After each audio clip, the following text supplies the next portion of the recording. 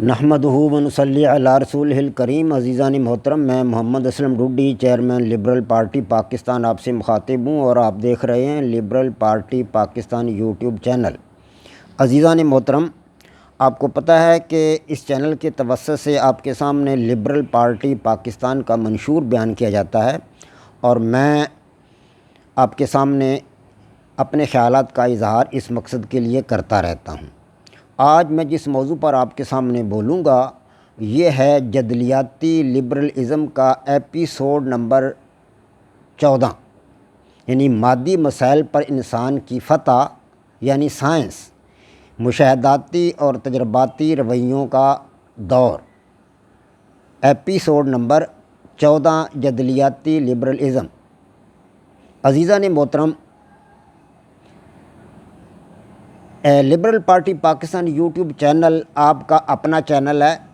میں توقع کرتا ہوں کہ آپ اس چینل کو سبسکرائب کریں گے، شیئر کریں گے، لائک کریں گے اور بیل آئیکن کو بھی دبا دیں گے تاکہ پارٹی کی طرف سے دی گئی معلومات اور گزارشات بر وقت آپ کے پاس پہنچیں اور آپ ان سے استفادہ کر سکیں۔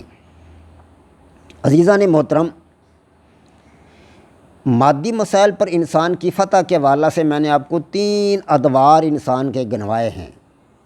سب سے پہلا دور آپ کو میں نے بتایا تھا کہ مافوق الفطرت حالات جو تھے، یعنی کہ جادوئی رویوں کا دور، اور اس کے بعد دوسرا دور آتا ہے عقلی رویوں کا دور۔ عقلی رویوں کے دور میں یونان کے جو دانشور تھے، ارسطو، افلاطون، بطلیموس اور اسی طرح سقراط، بقراط وغیرہ، ان لوگوں کا یہ خیال تھا کہ زمین جو ہے یہ مرکز ہے کائنات کا اور سیارے زمین کے ارد گرد گھومتے ہیں۔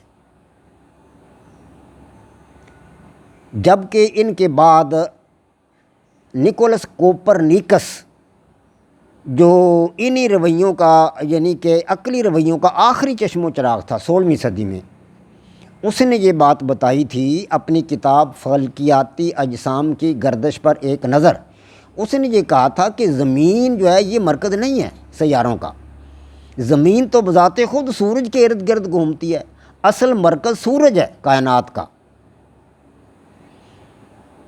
تو بعد میں آنے والے لوگوں نے جب یہ مشاہداتی اور تجرباتی رویے پروان چڑھ رہے تھے، فرانسس بیکن اور رینے ڈیکارتے کی تجویز پر اور ان کے کارناموں پر اور ان کے کہنے پر، تو اس میں جو ہے نکولس کوپرنیکس کے بعد جونز کپلر جو جرمنی کا ایک نوجوان تھا، اس نے نکولس کوپرنیکس کے جو مشاہدات تھے کہ زمین مرکز نہیں ہے کائنات کا بلکہ کائنات کا مرکز سورج ہے اور تمام سیارے سورج کے گرد گھومتے ہیں، حتیٰ کہ زمین بھی سورج کے گرد گھومتی ہے۔ تو کوپرنیکس کے اس نظریہ کو جونز کپلر نے تجرباتی تصدیق اس کی کرنا چاہی، کیونکہ کوپرنیکس جو اس کی تجرباتی تصدیق نہیں کر سکا تھا بیچارہ۔ اس زمانے میں تو جو تھے وہ رویے دوسرے جو عقلی رویے تھے وہ تھے پروان چڑھ رہے تھے، اور یہ بذات خود کوپرنیکس کو میں نے بتایا ہے آپ کو کہ یہ عقلی رویوں کا آخری چشم و چراغ تھا 16ویں صدی میں، اور اب یہ 17ویں صدی چل رہی ہے جس پر میں بیانات آپ کو دے رہا ہوں، ایپیسوڈ بیان کر رہا ہوں آپ کے سامنے۔ تو یہ 17ویں صدی کے حوالے سے بیانات دے رہا ہوں، 17ویں صدی کے حوالے سے میں آپ کے سامنے باتیں کر رہا ہوں جس میں تجرباتی اور مشاہداتی رویے پروان چڑھ رہے تھے فرانسس بیکن اور رینے ڈیکارتے کی تجویز پر، یا ان کی ان کے خیالات کو سامنے رکھ کر۔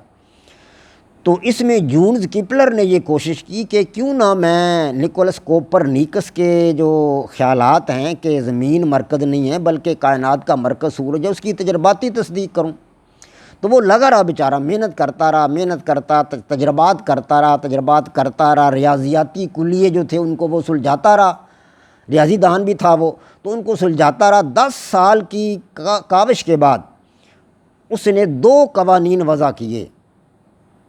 10 سال کی جد و جہد کے بعد پہلا قانون تو اس نے سیاروں کی گردش کے بارے میں یہ وضع کیا کہ جب سورج ایک مقام پر فرض کیا جائے تو اس کے گرد سیاروں کی گردش بیضوی راستہ میں ہوتی ہے۔ اور بیضوی مدار میں یہ گردش جاری رہتی ہے۔ اگر سورج کو ایک مقام پر فرض کیا جائے تو ستاروں کی گردش بیضوی راستہ میں جاری رہتی ہے۔ یہ اس نے پہلا قانون وضع کیا۔ جونز کیپلر نے دوسرا قانون جو وضع کیا وہ یہ تھا کہ جب سیارے سورج کے قریب آتے ہیں تو ان کی رفتار تیز ہو جاتی ہے۔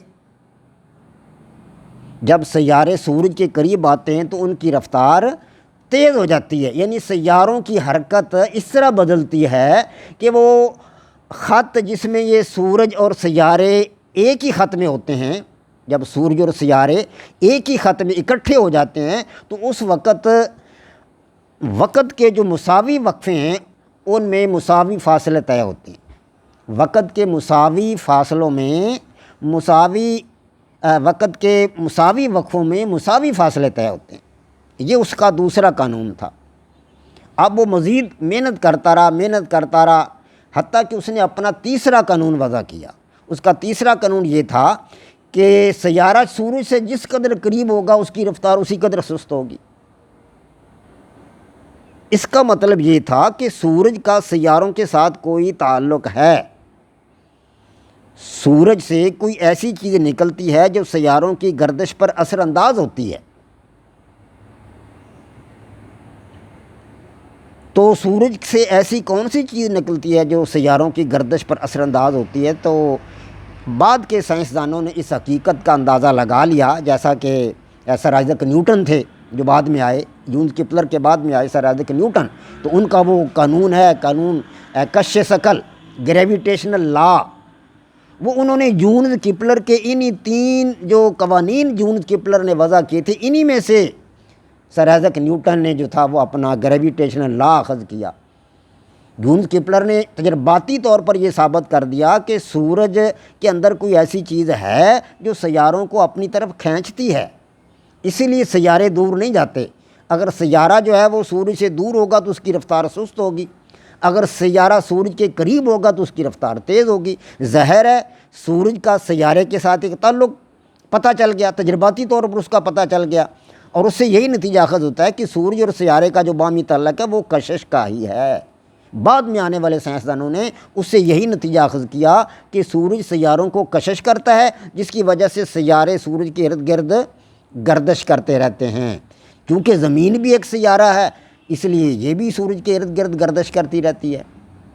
تو اس طرح جونز کیپلر کے تجرباتی اور مشاہداتی رویوں سے آنے والے سائنسدانوں کے لیے ایک نیا راستہ کھل گیا، اور حقیقی جو لفظ سائنس ہے وہ آنے والے سائنسدانوں میں سے سر آئزیک نیوٹن کے جو تجربات تھے میکینکس کے میدان میں، ان سے لفظ سائنس اخذ ہوا۔ جونز کیپلر تک کسی کو یہ پتہ نہ تھا کہ سائنس کیا ہے، یہ لوگ اپنے مشاہداتی اور تجرباتی رویوں سے کام لے رہے تھے۔ پہلے جو تھا وہ رویے تھے، اپنے عقلی رویے تھے، ان سے پہلے جو تھا وہ دوسرے رویے تھے، مطلب جن کو ماورائی رویے کہا جاتا ہے، یعنی کہ جو انسان کی سمجھ میں چیزیں نہیں آتی تھیں اور انسانوں کو ماورائی طاقت کا ایک مطلب سمجھتا تھا کہ ماورائی طاقت نے یہ کام کیا ہے، یعنی جادوئی رویے۔ اور اس کے بعد یہ عقلی رویوں کے بعد اب مشاہداتی اور تجرباتی رویوں کے یہ امین ہیں اپنے جونز کیپلر۔ تو ان کے تجربات کے بعد ہی اصل اور حقیقی سائنس وجود میں آئی۔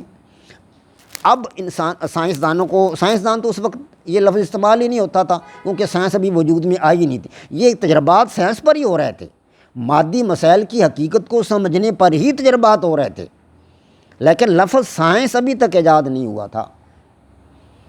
تو جونز کیپلر کی ان کوششوں کو سامنے رکھ کر آنے والے سائنسدانوں نے یہ نتیجہ اخذ کیا کہ سورج ہی کائنات کا اصل مرکز ہے، اور سورج کے گرد ہی تمام سیارے جو ہیں وہ گردش کرتے ہیں۔ تو اس طرح سر آئزیک نیوٹن نے بھی اپنا جو کش ثقل کا قانون ہے گریویٹیشنل لا، وہ بھی جونز کیپلر کے انہی نتائج سے اخذ کیا تھا۔ تو گویا کہ جونز کیپلر نے اس میدان میں تجرباتی و مشاہداتی رویوں کے لیے اس نے بے حد خدمات انجام دی ہیں سر آئزیک نیوٹن نے۔ تو یہ تھا جدلیاتی لبرلزم کا ایپیسوڈ نمبر 14۔ وما علینا الا البلاغ۔ پاک فوج زندہ باد، پاکستان پائندہ باد۔